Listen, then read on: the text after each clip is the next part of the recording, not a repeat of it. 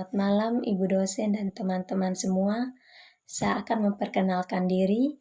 Perkenalkan, nama lengkap saya Lucia Kaleboka, NIM 206111034, kelas A semester 2, dari Prodi Pendidikan Guru Sekolah Dasar, mata kuliah Teori Belajar dan Pembelajaran. Baik, pada kesempatan kali ini saya akan menjelaskan materi tentang pembelajaran daring yang menggunakan pendekatan dan lain sebagainya. Pembelajaran daring artinya pembelajaran yang dilakukan secara online menggunakan aplikasi pembelajaran maupun jejaring sosial. Pembelajaran daring merupakan pembelajaran yang dilakukan tanpa melakukan tatap muka, tetapi melalui platform yang telah tersedia. Dalam pelaksanaan blended learning ini, ada beberapa hal yang harus diperhatikan oleh pengajar, yaitu aturan terkait protokol kesehatan, bahasa yang digunakan ketika melanggar peraturan protokol kesehatan, social inclusion bagi siswa yang terdampak COVID-19, mekanisme diskusi grup, mekanisme absensi, penggunaan fasilitas bersama, isu penguasaan teknologi yang kurang, dan higienis fasilitas. Salah satu yang kurang menjadi perhatian di Indonesia adalah penggunaan bahasa di kelas ketika menegur siswa atau murid. Ketika tidak bisa langsung menegur atau menyuruh siswa untuk keluar ruangan, begitu mereka tidak memakai masker atau batuk, harus dipikirkan dulu sebagai seorang guru bagaimana membangun komunikasi yang baik antara pengajar dan siswa terkait penegakan protokol kesehatan. Yang pertama, strategi pembelajaran daring. Salah satu strategi pembelajaran daring yang digunakan dalam metode adalah penggunaan personalized method dalam sistem diskusi. Para pengajar dapat memancing diskusi dan menguji pemahaman siswa lewat pemanggilan nama mereka satu persatu. Menurutnya, sesi diskusi menjadi suatu yang harus dilaksanakan dalam metode pembelajaran daring. Dalam metode pembelajaran daring, pengajar maksimal memberikan materi selama 30 menit agar siswa tetap dapat fokus.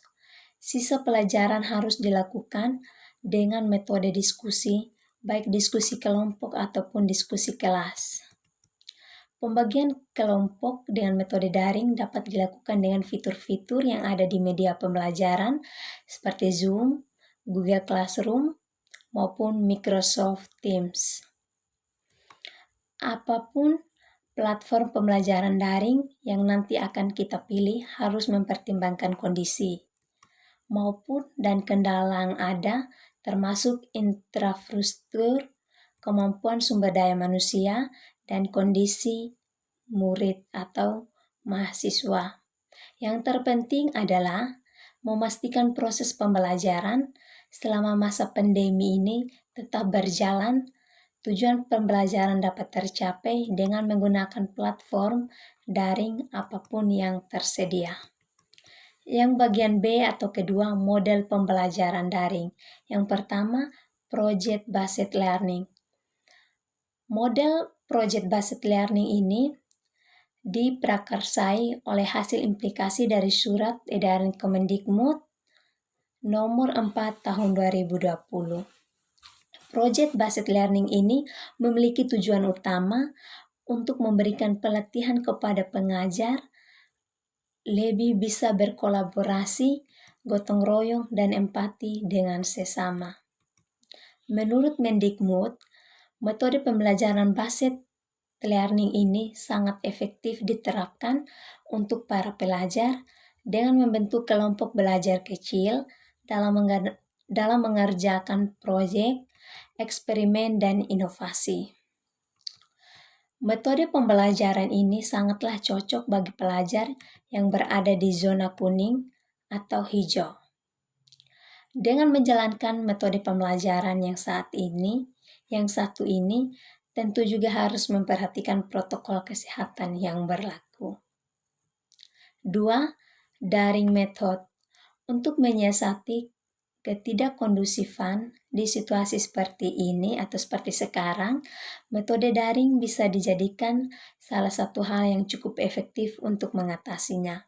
Dilansir dari kumparan Kemendikbud, mengungkapkan bahwa metode daring ini bisa mengatasi permasalahan yang terjadi selama pandemi berlangsung.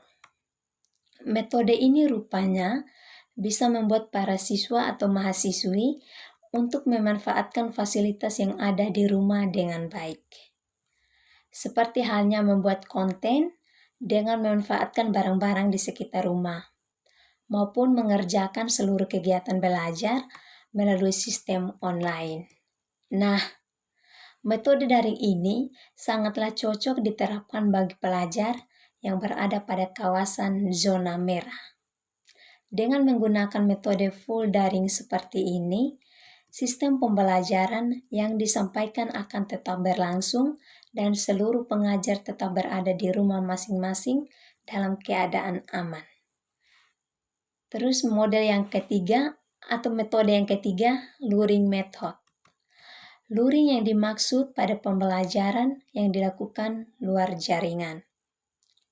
Nah, dalam artian, pembelajaran yang satu dilakukan secara tatap muka dengan memperhatikan zonasi dan protokol kesehatan yang berlaku. Metode ini sangat pas buat pelajar yang ada di wilayah zona kuning atau hijau, terutama dengan protokol ketat new normal. Dalam metode yang satu ini, siswa akan diajar secara bergiliran atau shift model agar menghindari kerumunan. Dikutip dari kumparan, model pembelajaran luring ini disarankan oleh Kemendikbud untuk memenuhi penyederhanaan kurikulum selama darurat pandemi ini. Metode ini dirancang untuk menyiasati penyampaian kurikulum agar tidak berbelit saat disampaikan kepada siswa atau mahasiswa. Selain itu, pembelajaran yang satu ini juga dinilai cukup baik bagi mereka yang kurang memiliki sarana dan prasarana mendukung untuk melakukan sistem daring. Yang keempat, home visit method. Seperti halnya metode yang keempat ini, home visit merupakan salah satu opsi pada metode pembelajaran saat pandemi ini. Metode ini mirip seperti kegiatan belajar mengajar yang disampaikan oleh homeschooling. Jadi, pengajar mengadakan home visit di rumah pengajar dalam waktu tertentu. Yang kelima, integrat kurikulum. Metode pembelajaran ini disampaikan oleh anggota Komisi XDPR. Pembelajaran akan lebih efektif bila merujuk pada project based, yang mana setiap kelas akan diberikan proyek yang relevan dengan mata pelajaran terkait. Metode pembelajaran yang satu ini hanya melibatkan satu mata pelajaran saja, namun juga mengaitkan metode pembelajaran lainnya.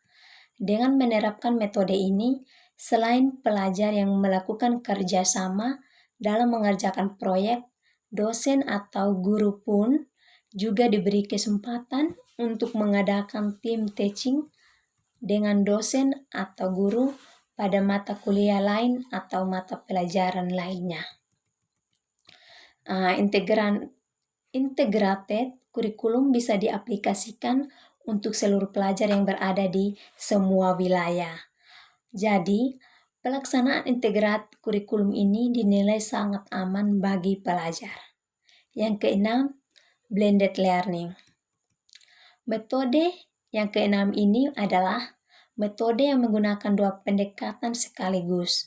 Dalam artian, metode ini menggunakan sistem daring sekaligus tatap muka melalui video conference. Jadi, meskipun pengajar dan pelajar melakukan pembelajaran dari jarak jauh, keduanya masih bisa berinteraksi satu sama lain. Yang kece, metode dalam pembelajaran daring. Nah, yang pertama, metode pembelajaran konvensional atau metode ceramah. Salah satu metode pembelajaran yang kerap digunakan adalah metode ceramah. Maksudnya, metode ini diterapkan dengan cara berceramah atau menyampaikan informasi secara lisan kepada siswa atau mahasiswa. Nah, metode ini membutuhkan metode yang paling praktis dan ekonomis, tidak membutuhkan banyak alat bantu. Metode ini mampu digunakan untuk mengatasi kelangkaan literatur atau sumber rujukan informasi karena daya beli siswa yang di luar jangkauan. Namun, metode ini juga memiliki beberapa kelemahan dan kelebihan. Yang kedua, metode pembelajaran diskusi. Pada metode yang kedua ini, metode diskusi merupakan metode pengajaran yang erat hubungannya dengan belajar pemecahan sebuah masalah. Metode ini juga bisa dilakukan secara berkelompok atau berdiskusi kelompok. Metode ini mampu digunakan untuk metode ini juga bisa dilakukan secara berkelompok atau diskusi. Metode diskusi adalah metode pembelajaran berbentuk tukar-menukar sebuah informasi ataupun pendapat dan unsur-unsur pengalaman secara teratur dengan maksud untuk mendapatkan pengertian yang sama, lebih jelas, dan lebih teliti tentang sesuatu atau untuk mempersiapkan dan merampungkan keputusan bersama. Yang ketiga, metode tanya-jawab. Dalam metode pembelajaran yang ketiga ini atau metode tanya-jawab adalah metode mengajar yang memungkinkan terjadinya komunikasi langsung yang bersifat two-way traffic. Sebab pada saat yang sama terjadi dialog antara guru dan siswa atau dosen dan mahasiswa. Guru bertanya kepada siswa, menjawab atau siswa bertanya kepada guru maupun dosennya. Dalam komunikasi ini terlihat adanya hubungan timbal balik secara langsung antara guru dan siswa maupun mahasiswa dan dosen. Yang keempat, metode pembelajaran demonstrasi. Metode demonstrasi ini dan eksperimen merupakan metode mengajar yang sangat efektif. Mengapa demikian? Sebab membantu para siswa untuk mencari jawaban dengan usaha sendiri berdasarkan fakta yang benar. Demonstrasi yang dimaksud ialah suatu metode mengajar yang memperlihatkan bagaimana proses terjadinya sesuatu. Nah, metode demonstrasi adalah metode mengajar yang cukup efektif sebab membantu para siswa untuk memperoleh jawaban dengan mengamati suatu proses atau peristiwa tertentu. Yang kelima, metode pembelajaran eksperimen.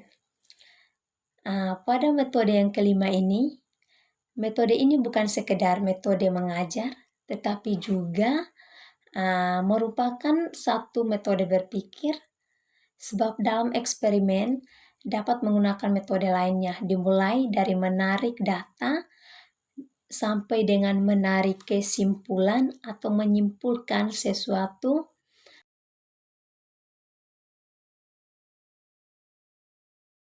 Nah, yang berikut metode pembelajaran resitasi.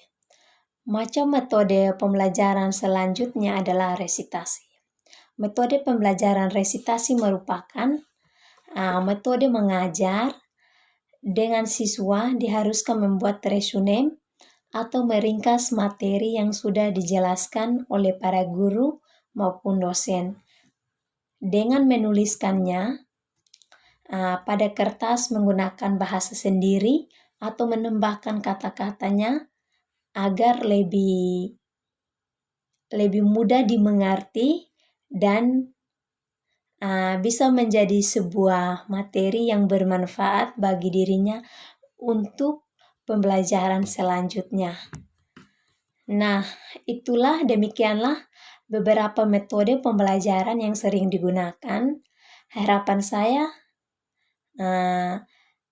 tidak ada lagi yang bingung untuk memilih atau menggunakan metode pembelajaran yang mana. Jangan lupa sesuaikan dulu dengan kondisi di kelas oleh dosen maupun guru, agar mahasiswa maupun murid-muridnya bisa menerima materi dan bisa menyesuaikan dirinya untuk memulai proses belajar mengajar. Terima kasih, selamat mencoba. Shalom, selamat malam Ibu dosen dan teman-teman. Demikianlah presentasi atau menjelaskan sedikit materi tentang pembelajaran daring untuk kita semua. Shalom.